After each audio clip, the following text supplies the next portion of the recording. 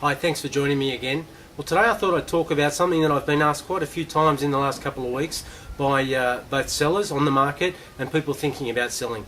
And that is, Dave, do you think we should wait a little bit longer, see if the market picks up a bit before we sell? Now, my first response to that is you need to have a look and see why it is you're selling. What are you hoping to achieve? Are you selling to get out of an investment property that you can't afford? Are you selling to upgrade your house, or maybe downgrade your house and have a bit of cash left over? So the real answer to the question really comes down to what it is you're hoping to achieve. Now let me give you an example. I had a seller a couple of weeks ago who were on the market, we're getting some offers, and they're saying, Dave, we're really hoping to get just that little bit more. Now we're talking about maybe that 3-4% extra on top of the offers that we were getting. And I said, Mr. and Mrs. Seller, what we've got to do is have a look and see why it is you're selling and what you're hoping to achieve.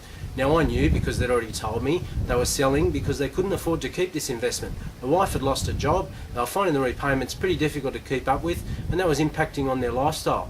So I said, let's have a look, let's do the numbers. Now we looked at the offers we were getting, we looked at what an extra 3 or 4% on top of that would mean as far as dollars. And that was a lower price range property, so we're talking about the 15,000 mark in extra money. And I said, okay, you're reading the papers, you can see most of the experts are predicting in the next 12 months the Sydney market might move up by say 2 or 3%. I said, now look, if it does move up by that 2 or 3%, you're going to go close to getting that price that you want, but at what cost? We've waited maybe an extra 9, maybe an extra 12 months to get that price. And what's it cost you in the meantime?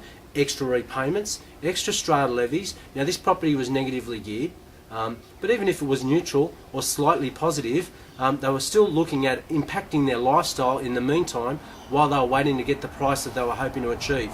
So I said, what if you don't get that figure? What if in 9 months or 12 months time we're still looking at the same value, or worse still, a lower value from now? Because of course property doesn't always go up. Along the way, where it does go up over the long term, along the way there's little dips and troughs and movements in the price both up and down. So there's no way of exactly predicting what's going to happen over a 6, 9 or 12 month period.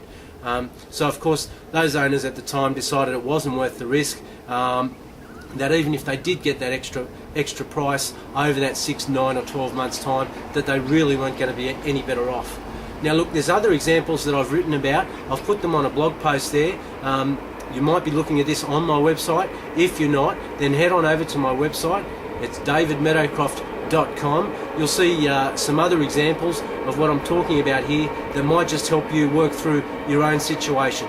Of course, like always, if you'd like some advice on where you're sitting in the market or what you should perhaps be looking at when you're selling, please feel free to give me a call. My number's 0412 247 818, or free call on 1800 30 20 27. Alternatively, drop me an email, david@davidmeadowcroft.com. Thanks very much.